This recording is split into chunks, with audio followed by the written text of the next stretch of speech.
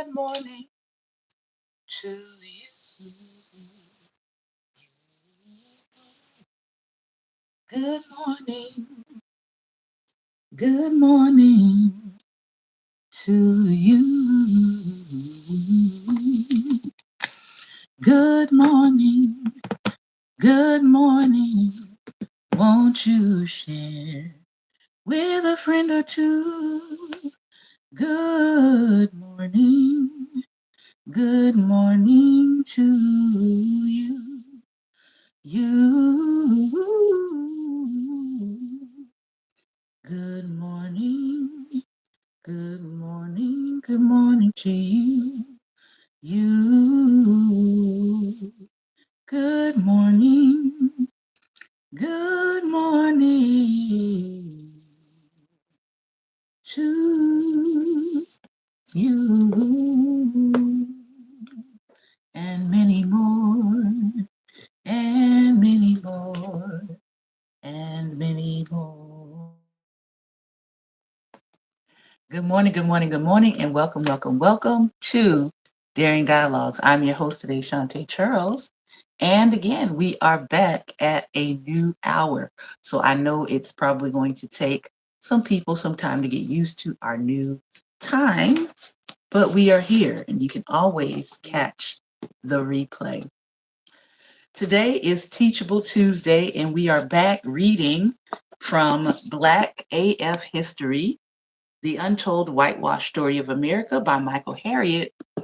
And this month is also Autism Acceptance Month. It's also Afrofuturistic April, and it's also Black Women's History Month. So there is a lot happening this month. It's also Child Abuse Awareness Month, I believe, as well. So there is a lot going on. But I wanted to start today to honor the Autism Acceptance and Autism Awareness Month. I wanted to share this book with you. It's called A Day with No Words by Tiffany Hammond. Tiffany Hammond is the voice behind the popular Fidgets and Fries online platform. She is an autistic mother, advocate, and storyteller who uses her personal experiences with autism and parenting two autistic boys to guide others on their journey. And this particular story is a story about one of her sons, and I want to read it to you out loud. So here we go. A Day with No Words.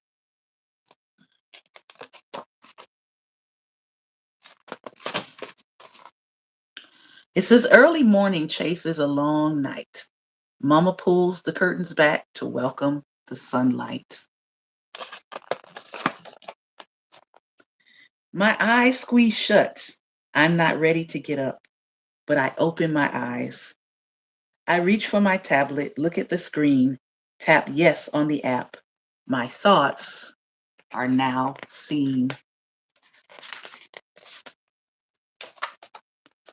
And I love these illustrations. I am surrounded by voices chattering away. It seems as if everyone has so much to say. Look at all of the lips on the background. And good morning to those of you who are coming in. And goodbye to those of you that this does not resonate with. We don't hold anybody hostage in our space. Some people have big voices that feel like storms in my head. They thrash and they scream. Others have voices that are soft and smooth, like freshly whipped cream. I love that.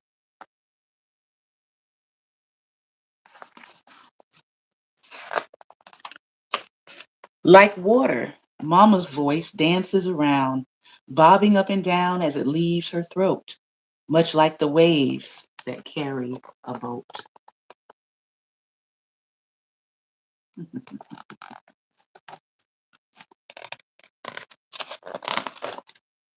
Daddy's voice is like air.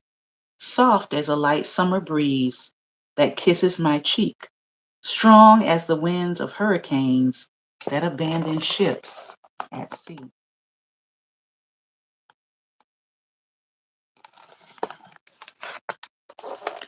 All these people around me, diverse and unique, I hear them all, but they do not hear me. I do not speak.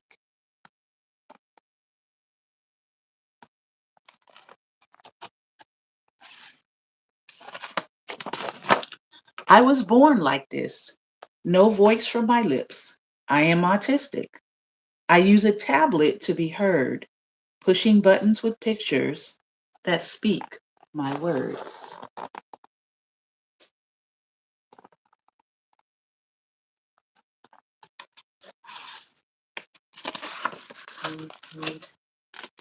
Mama taps. Park now. No crowd. I love the park and quickly tap yes. With no crowd, I'll feel less stress. Mama knew this. She always knows when I feel comfortable and when my anxiety grows.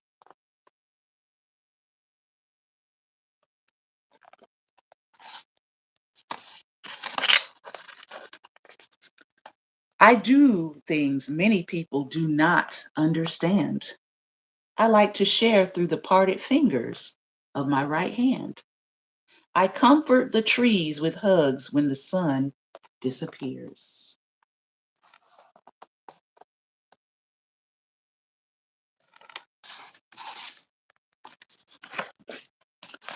I like to spin barefoot on soft grass after the rain clears.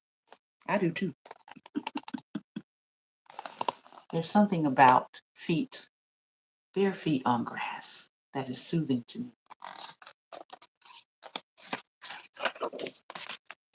There are some kids at the park with their mamas nearby. The clouds are still gray because the sky has just cried. They all turn to look at me as I jump and flap. My mother sneers. One mother sneers. That boy is handicapped. Hmm.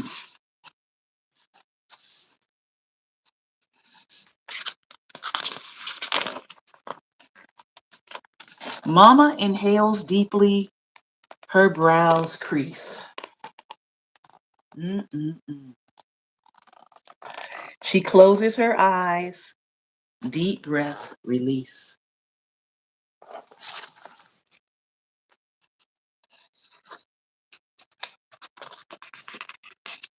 Mama types quickly.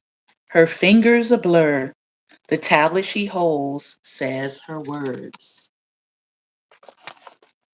And there's Mama, furiously typing away, getting ready to communicate with her son.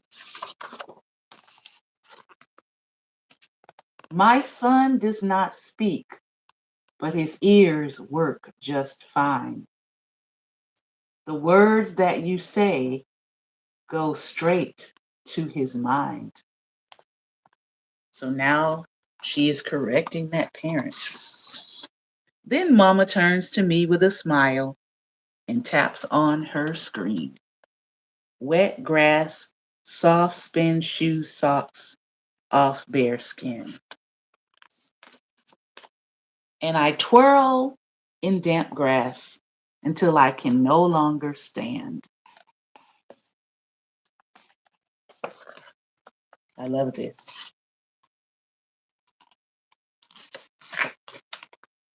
I tap, all done. Mama smiles and takes my hand.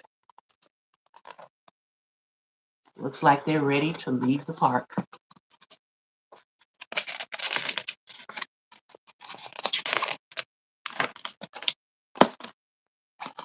Mama turns on her tablet, looks at the cashier, smiles, and then types small fries, root beer. It takes him a moment, but then he pushes buttons too. Mama looks down at me. Your turn. You choose.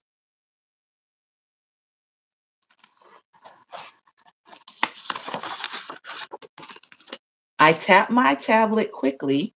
I don't need time to decide. Chicken nuggets, orange soda, a large side of fries. And there he is using his tablet to select his own choices. I'm going to make sure I'm not missing any pages. All right. And that is the end. This book is titled A Day with No Words. But did you note all of the times that Mama and Aiden used words throughout the whole book? Every button on Aiden's device is an image associated with a word, and a word is spoken each time he pushes a button. Aiden understands and uses words, yet he doesn't use his voice to speak words. So why did I choose this title? The author says. Too many assume that because Aiden cannot speak words, that he must not know words. People associate words with vocalized speech. I've gotten questions like, does Aiden not know words? Can he understand my words? So Aiden doesn't use words to communicate? What's interesting is that humans are constantly using nonverbal communication through facial expressions, hand gestures, touch, and the written word. So effectively, this book is a form of communication. When you read the words on its pages, you receive my message without ever hearing my voice. For our family, days like one in this story at the park help us convey our thoughts, feelings, wants, and needs to our community, demonstrate to our son that we see, understand, and honor him and want to do everything we can to connect with him. Provide us with a glimpse into how my son experiences the world. Most importantly, spending the day existing as Aiden gave us a better understanding of his challenges as a non-speaking individual in a world that prioritizes speech. This knowledge in turn helps us better advocate for Aiden and others like him. A Day with No Words is a call to action. We all have a role to play in helping foster understanding, acceptance, love, and accommodations for those like Aiden. Our story is a vehicle for connecting Aiden's world to mine, our family's world to yours, and ultimately all of us to one another. I hope our story inspires you to have your own day with no words, and I look forward to hearing about how it went. If you want to check her out online, her Facebook page is Fidgets and Fries. Go ahead and give her a follow, a like, and let her know that you heard about her story, A Day with No Words, right here on Black Table Talk. All right, let's get into some Black history. Let's get into some Black history. We are reading from Michael Harriot's best New York Times bestseller. I believe he has made the New York Times bestseller list, and I think he's been up there 2 or 3 times since his book came out. The subtitle is The Unwhitewashed Story of America. All right, we are we're on page 68, and we're looking at Ana Nzinga, the King of Queens.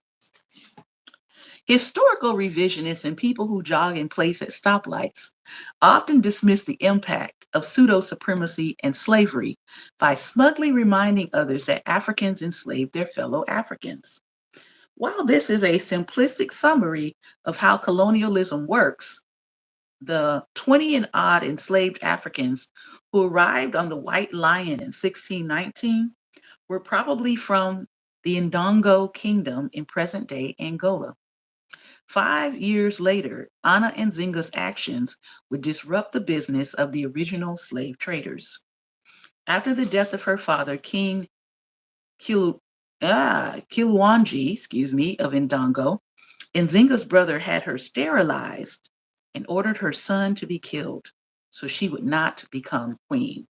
Now, her story was recently told, I think, on either Netflix or Amazon. Queen Nzinga's story has been dramatized, so you can find it on either one of those streams. Once this happened, Nzinga fled to nearby Matamba, but when her brother realized he couldn't defeat the Portuguese on his own, he begged Nzinga to negotiate a treaty. She agreed, but when she arrived to meet the Portuguese governor, they used the common tactic to belittle her, offering her a floor mat while the European leaders looked down on her from their chairs.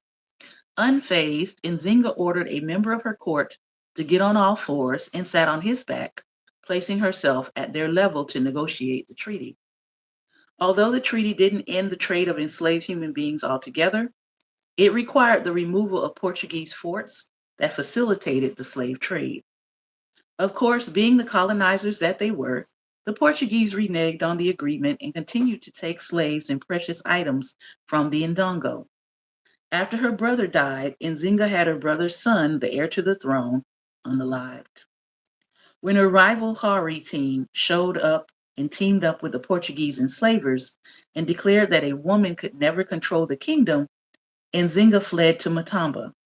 She slowly increased the size of her army, kidnapped their queen and the queen's daughter, and eventually returned to Ndongo to take her throne. By 1648, Nzinga was the ruler of the Ndongo and the Matamba. She called herself the king. Researchers say Nzinga defied gender norms by deciding to, quote unquote, become a man. Not only did she dress in traditional male attire, but she also required her stable of husbands to dress as women. When the Portuguese declared war, she personally led her troops into battle and was by all accounts a fearless warrior and exceptional tactician. Using guerrilla warfare and implementing the war strategy of the Mbangala, Nzinga fought the Portuguese to a standstill for 30 years, all the while expanding her empire. In doing so, she also declared that any African enslaved by Europeans would be free in her kingdom. When she defeated a neighboring army, she would integrate the conquered troops and force the leaders to teach her armies all their tactics, essentially creating an unstoppable force. After conquering a new land, Nzinga had only one rule for her subjects: no slave trading. Of course, this wasn't just an act of benevolence. As Nzinga's empire grew, she also depleted the Portuguese supply of human chattel, which crippled their slave economy while diminishing their army. On November 24th, 1657, the Portuguese gave up. They gave Nzinga the rights to all the land and agreed to a peace treaty. She spent the rest of her life resettling the enslaved, establishing trade, and reestablishing her kingdom. Nzinga lived until the age of 81. After her death, Portugal eventually reinstated its claim. 8 years later, Ndongo became part of the Portuguese Empire, but the descendants of the mother of Angola would resist colonialism forever. And now, let's get into learning about the unenslaving of Jimmy. At daybreak on Sunday, September 9th, 1739, 20 or so Africans gathered at the Stono River, about 20 miles from Charleston. At least 19 were Angolan, and their acknowledged leader was a man named Jimmy, Jemmy. Despite being thousands of miles from the West African region where he was born, Jimmy had a warped familiarity with environment. The climate, soil, and topography of South Carolina were similar to his homeland as were the people. At the time, only 15,000 of the state's 45,000 citizens were white. So even in America, Jimmy was surrounded by Black faces. His status as a warrior, a fearless leader, and a fellow African convinced his co-conspirators that they could overcome all the wrath and retribution that all the white gods could summon. They held the power. Before his capture, Jimmy could not have fathomed such an inhumane institution as the enslavement system that lay beyond the horizon of the African coast. Even though there was slavery in Africa, America's version was intergenerational, unending, and by definition, reduced humans to a form of animal chattel. Although he was now a bondservant who was likely literate in at least three languages, including English, Portuguese, and his native tongue, some historians believe Jimmy probably served as a Congo or Angolan warrior who was captured and sold during an incursion with neighboring kingdoms. He was likely trained in combat strategy and the tactics of war. Jimmy was a leader. He was a man. He was a human being. Above all, Jimmy was not a slave. Plus, Jimmy knew things. He knew that a recent malaria outbreak had decimated Charleston. His linguistic ability and flexibility allowed him to communicate without fear of the uneducated white men who knew nothing of rice or cattle.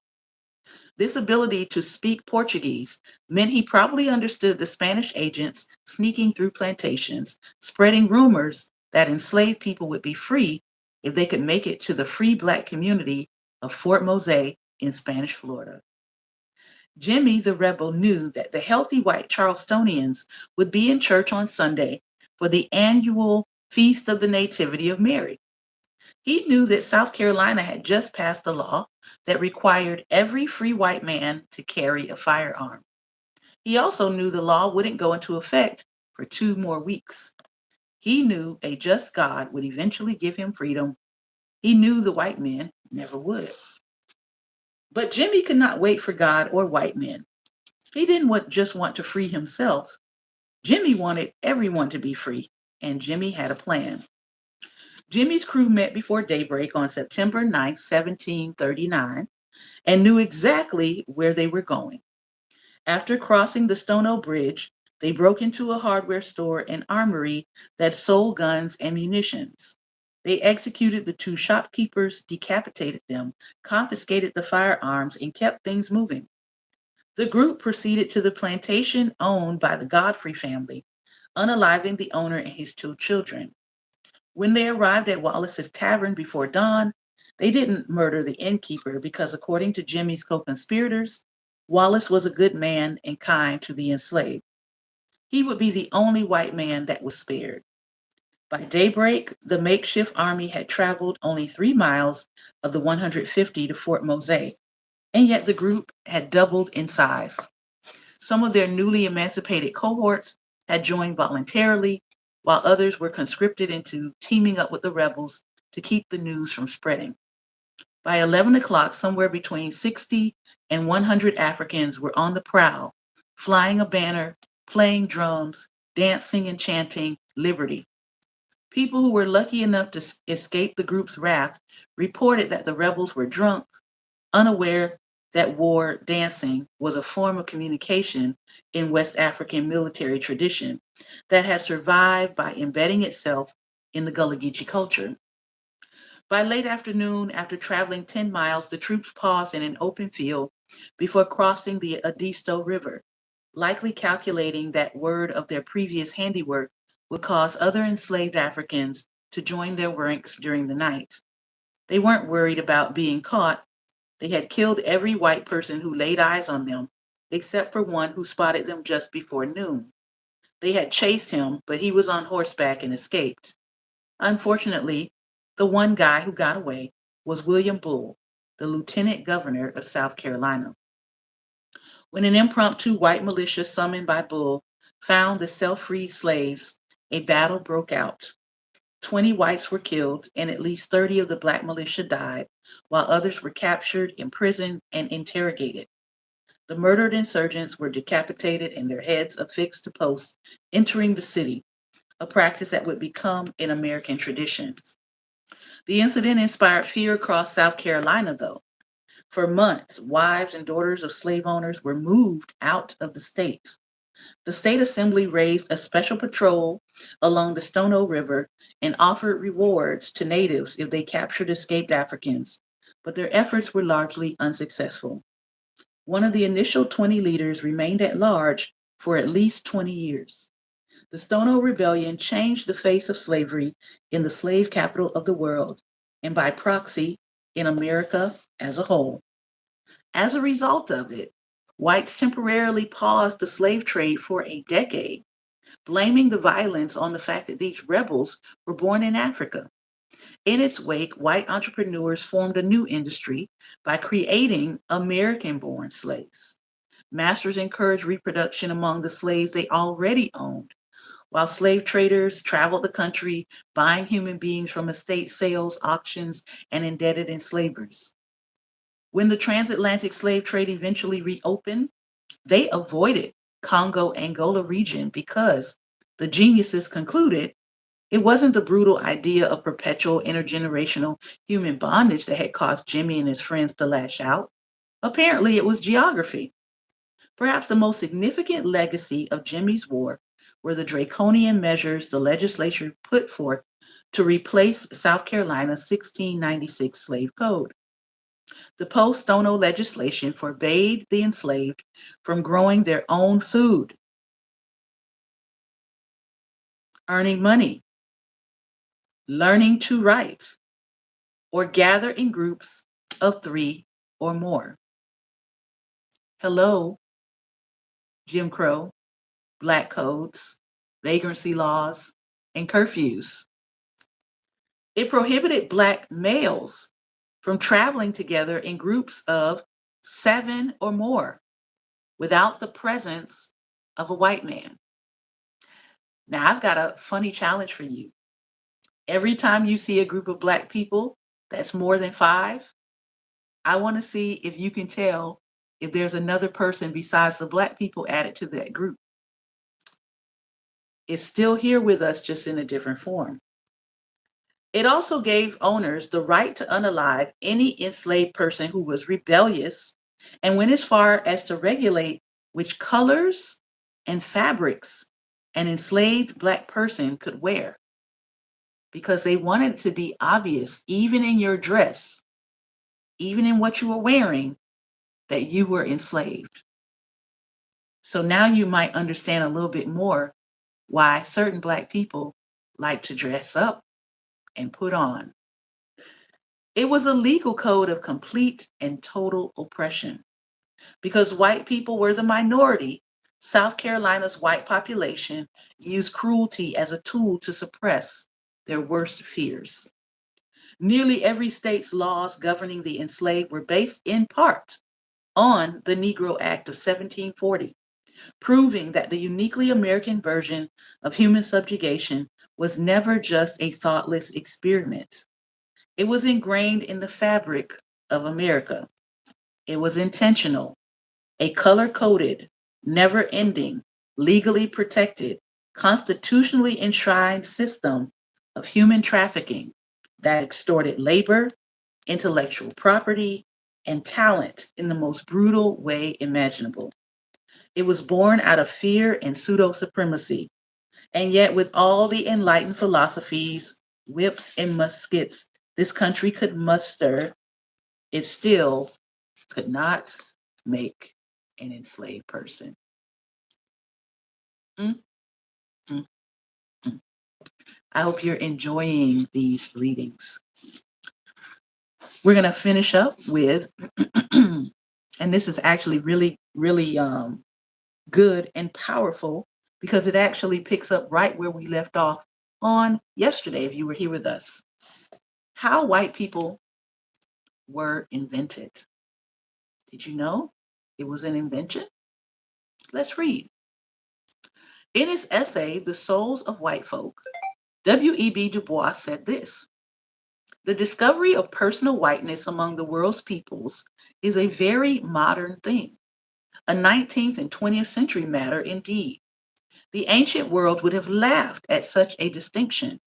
The Middle Age regarded skin color with mild curiosity, and even up to the 18th century, we were hammering our own national mannequins into one great universal man with fine frenzy, which ignored color and race even more than birth.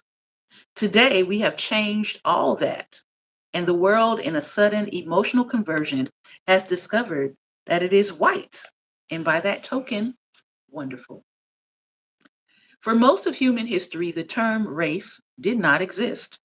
It emerged in the late 16th century to describe a type of thing, including a race of wine, or a race of saints. Before then, every culture on the planet had their own stratification.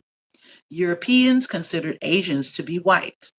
Even when Enlightenment era philosophers began categorizing species, they subdivided humans by geographic regions until white people needed slaves.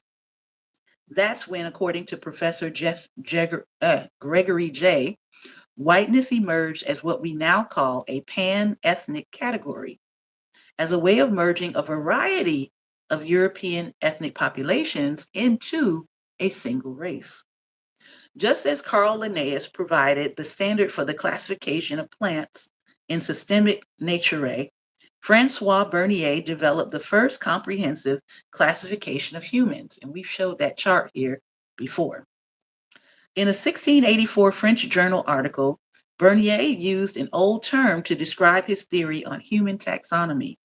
The article was titled Nouvelle division de la Terre par les différentes espèces à races des hommes qui les habitent, which translates to a new division of Earth by the different species or races who inhabit it. In 1775, Friedrich Blumenbach's On the Natural Varieties of Mankind created 5 different divisions of humanity, with Caucasians, of course, at the top. But even then, whiteness was not clearly defined. The first iteration of white pseudo-supremacy was more about everyone else. In 1705, Virginia banned criminals and, quote, any Negro, mulatto, or Indian from holding office. Now that you have the backstory, it is easy to see the lineage.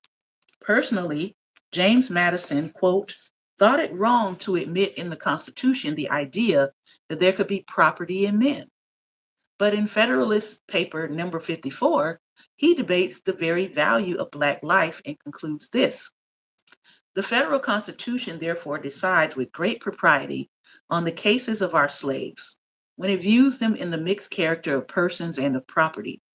This is in fact their true character. It is the character bestowed on them by the laws under which they live, and it will not be denied that these are the proper criterion, because it is only under the pretext that the laws have transformed the Negroes into subjects of property. They knew what they were doing. White pseudo-supremacy soon became one of the foundational principles of America. For instance, have you ever wondered why each item in the Bill of Rights is an amendment instead of part of the Constitution? It's because Madison didn't think the Constitution needed one, since according to Locke and the rest of the Enlightenment faves, the important rights were universal and God-given. But Virginia refused to ratify the Constitution without one. Patrick Henry, one of the largest human traffickers in Virginia, had already helped craft his state's Declaration of Rights, worried that the new federal army could arm Black soldiers, or even worse, free their enslaved. In this state, he said, there are 236,000 Blacks, and there are many in several other states. He said this during Virginia's ratification debate. May they not think that these call for the abolition of slavery? May they not pronounce all slaves free? And will they not be warranted by that power? Madison borrowed, conceded, and quelled fears of Black retaliation by adapting George Mason's writings in the Virginia Constitution to form the Second Amendment to the U.S. Constitution. A well-regulated militia being necessary to the security of a free state. The right of the people to keep and bear arms shall not be infringed. That amendment was based on the fear that Black people could be freed, and then there would be problems. A year after ratification, the 1790 Naturalization Act further cemented the supremacy of whiteness by limiting American citizenship to any free white person of good character. And if you think the concept was limited to the southern states or slaves, nope. This adoption of white supremacy was found up and down the coast. In 1821, New York changed its constitution to take away the right to vote from free Black citizens. Delegate Samuel Young justified the change with Enlightenment race theory, explaining, "The minds of blacks are not competent to vote." We still have people right now trying to take away the right to vote on that same premise. Delegate Peter Livingston asked if Black people have intelligence to discern or purity of principle to exercise with safety that important right. They were questioning people's intelligence and questioning people's purity. Even the Supreme Court agreed. In 1857 Dred Scott versus Sanford case, the court ruled that Black people are not included and were not intended to be included under the word citizens in the Constitution, adding, "They were at that time considered as a subordinate and inferior class of beings who had been subjugated by the dominant race, and whether emancipated or not, yet remained subject to their authority and had no rights or privileges. They had for more than a century before been regarded as beings of an inferior order and altogether unfit to associate with the white race, either in social or political relations, and so far inferior that they had no rights which the white man was bound to respect." So when you start rolling back civil rights, you roll it back to the Dred Scott decision. You roll it back to Taney's writings. And when you roll it back to that, this is the judgment that a lot of people who are leading the regime want to go down as the current 2026 definition of Black people in this country. So yes, you should be concerned when you see someone trying to roll back your rights. Notice the Supreme Court said this about all Black people, not just the enslaved, but all. Pseudo-supremacy is a foundational principle of America. This line of thinking was further extended in 1924 when the Racial Integrity Act of Virginia defined a white person as a person, quote, "who has no trace whatsoever of any blood other than Caucasian." And this is why I keep telling people that Virginia is ground zero for pseudo-supremacy. Forever establishing the one-drop rule. So in case you are wondering where that phrase comes from, the one-drop rule, it comes from the Racial Integrity Act of Virginia in 1924. Still, it was almost impossible to accurately define whiteness. At one time, the Irish were not considered white, or the Jews, or Italians. They were only accepted into the club when they proved they could join the oppression of people who were not like them. At one time, Hispanic people were not white. Now there are white Hispanics and non-white Hispanics. It is a magic trick. Even Du Bois thought so, as he explained, quote, "But what on earth is whiteness that one should so desire it? Then always, somehow, some way, silently but clearly, I am given to understand that whiteness is the ownership of the earth forever and ever. Amen." This is where I disagree with Du Bois. Whiteness is not a social construct, nor is it as eternal or as competent as it seems. Whiteness is fleeting. It is a ghost, a shadow of an imaginary thing. It is the result of an insecurity that not only justifies men's inhumanity to man, it reinforces the subconscious doubt in one's own inferiority. Superiority does not require subjugation. A superior human being has no need for it. But what on earth is whiteness? Whiteness is fear. And that's where we ended yesterday. Because the question was, what are you so afraid of?